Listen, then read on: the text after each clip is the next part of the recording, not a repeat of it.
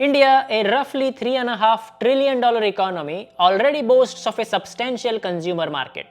India's consumer market currently ranks 5th largest globally. This is set to become the world's 3rd largest by 2027 as the number of middle to high income households rise. By then, Indian households' disposable income should rise by a compounded 14.6% annually, and so a projected 25.8% of Indian households will reach $10,000 in annual disposable income. All that to say, Indians will have a lot of disposable cash which they would want to spend.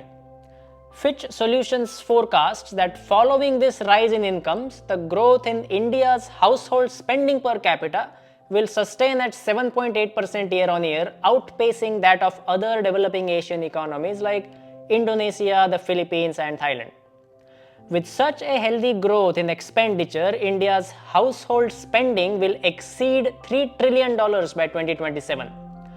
Now we can draw one key inference here. Consumption makes up 60 to 70% of India's economy. So, the household spending at $3 trillion puts the size of India's entire economy between $4.2 and $5 trillion by then, which should position India within a touching distance of being the 3rd largest economy in the world.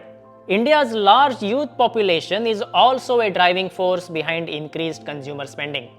Approximately a third of the country's population is estimated to be between 20 and 33 years old, and Fitch expects this group to spend big on electronics. The report predicts communication spending will grow by an average of 11.1% annually to reach over $76 billion by 2027. India's ongoing urbanization will also help boost consumer spending as companies can more easily access consumers and open more physical retail stores to cater to them. The government is doing its part in this urbanization story. Capital expenditure as a percentage of total government expenditure has doubled since 2010 to 22% this year. A record high allocation of $122 billion has been made for infrastructure this year. The outcomes have been striking. India has been adding 10,000 kilometers of highways annually. Since 2014, the number of airports has doubled, and an upgraded train system will have new high-efficiency freight corridors connecting the economic centers of India. In the private sector, we saw relevant developments in the recent past where Apple opened 2 retail stores in Mumbai and Delhi. Samsung announced in the same month that it will set up 15 premium experience stores across India. Note also, global investors such as Blackstone Group and APG Asset Management have injected more money into the country's shopping mall business to capitalize on consumer spending growth. Another factor that will contribute to this trend is the growth of ultra-wealthy. Ultra-wealthy individuals are defined as those who each have a net worth in excess of $30 million. Asia's number of ultra-wealthy people overtook the figure in Europe for the first time in 2019. Analysts predict Asia's share of ultra-high net worth individuals will continue to grow in the coming years and could hit 29% by 2027, almost doubling since 2004. While ultra-wealthy populations are set to increase across all world regions, Asia is forecast to see the strongest growth over the next 5 years.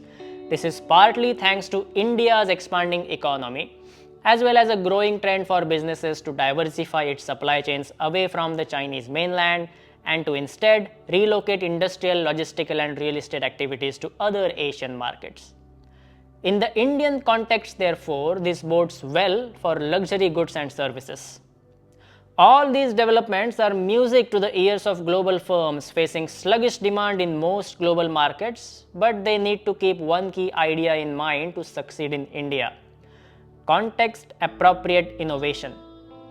International companies have often struggled to grasp what constitutes India's middle class and craft the appropriate value propositions.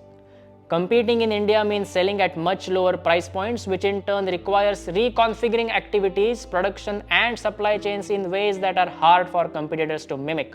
For example, India's best-selling car is WagonR, priced at $7,000 and made by Japan's Suzuki, a company whose 41% market share in India is an outlier in the auto industry globally.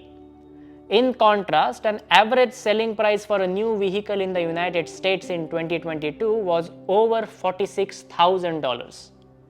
Clearly, you cannot expect to do well by bringing the same product to Indian market. Netflix discovered through its stumbles in the country it takes more than low prices to win in India.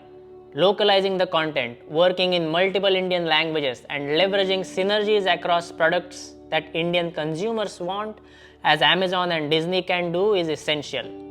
McDonald's has incorporated vegetarian options, Indian snacks, and menus for multi-generational families. Those that crack the code of the Indian consumer, though, are handsomely rewarded. Many McDonald's franchises in India are billionaires. Havells, a home appliances manufacturer, introduced a product line with India-friendly solutions such as water purifiers and compressor-less air coolers, relevant to both the Indian consumers' needs and affordability. Since its listing 30 years back, Havells' profits have grown over 800 times and its market cap has jumped 5,800 times.